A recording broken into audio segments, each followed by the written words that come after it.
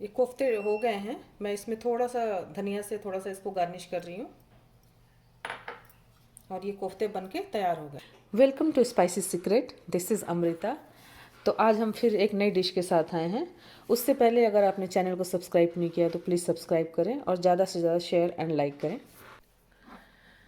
तो आज हम कटहल का कोफ्ता करी बनाएंगे।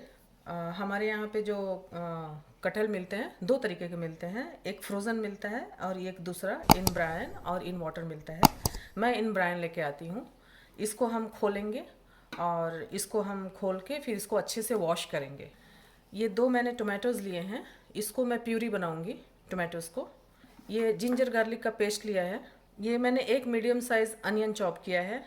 उसके साथ साथ हमें बेसन की ज़रूरत पड़ेगी, chickpea flour, salt according to taste, और गार्निश करने के लिए सिलेंट्रो, कोरिएंडर लीव्स, और साथ ही साथ हमारे पास ये बेसिक मसाले हैं। धनिया पाउडर है, मिर्ची पाउडर है, हल्दी पाउडर है और गरम मसाला पाउडर है जो कि होममेड है। ये यहाँ पे कटहल बॉइल्ड होते हैं इसके अंदर। अगर इंडिया में आप यूज़ कर रहे हैं तो उसको कटहल कट करके उसको बॉईल करके यूज़ करें।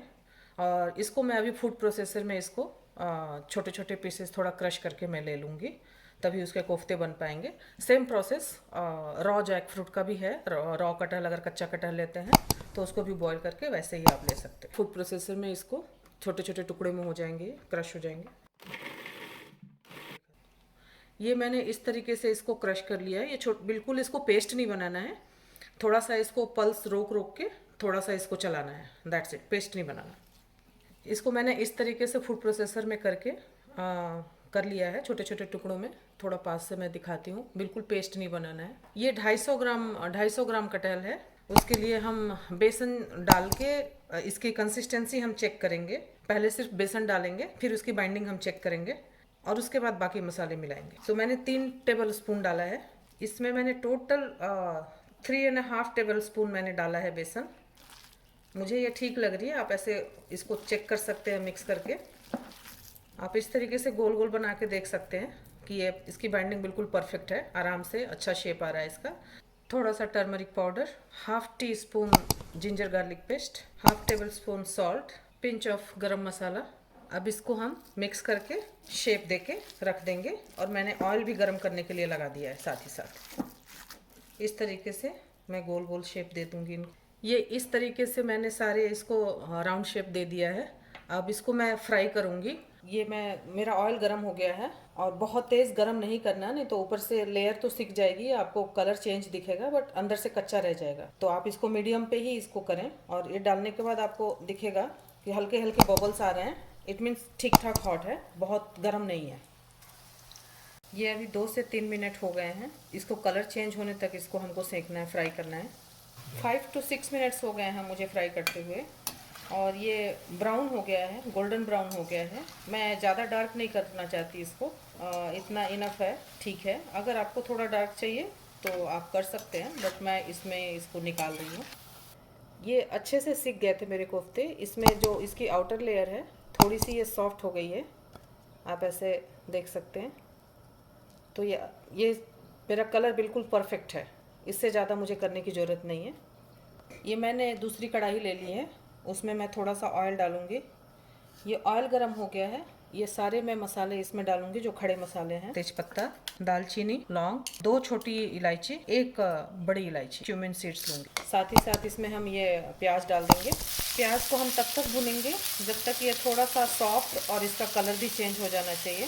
ये 1 मिनट हो गया है चलाते हुए। मैं इसी स्टेज पे मैं नमक थोड़ा सा डालूंगी क्योंकि इसका मॉइस्चर बहुत जल्दी ये अनियन को सॉफ्ट कर देता है। ये अनियन मेरा बिल्कुल सॉफ्ट हो गया है और थोड़ा सा कलर इसका चेंज हो गया है। इसी स्टेज पे मैं हमेशा इसको कलर लाने के लिए मैं इसमें हल्दी पाउडर और मिर्ची पाउडर दोनों साथ में डालती हूँ।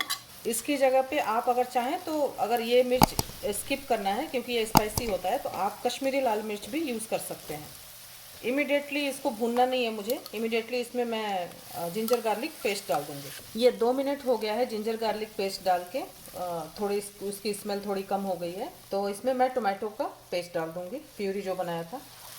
थोड़ा सा टमाटर भी कुक हो गया है, टोमेटो प्यूरी जो मैंने डाला था।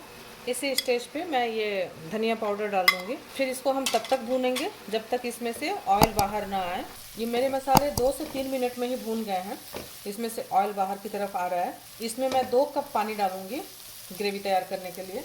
अगर आपको थोड़ा थिक रखना है तो 2 कप पानी इनफ है। अगर थोड़ा सा आपको और पतला इसको करना है तो आप इसमें और पानी थोड़ा सा ऐड कर सकते हैं। गर्म पानी ऐड करने से कलर बिल्कुल चेंज नहीं होता है और आपको पानी को वापस पकाना नहीं पड़ता है, तो वो भी एक अच्छी चीज़ है और खाना भी जल्दी बन जाता है। ये 1 मिनट के अंदर अंदर ही ये ग्रेवी अच्छे से पक गया है, क्योंकि पानी मेरा बिल्कुल उबला हुआ पानी था। इसी स्टेज पे मैं ये कोफ्ते ऐड करूँगी और साथ ही साथ मैंने गैस की फ्लेम बंद कर दी है। और ये गरम मसाला 2 मिनट इसको मैं ढक के छोड़ दूँ ताकि ये कोफ्ते थोड़ा सा ग्रेवी एब्जॉर्ब कर लें।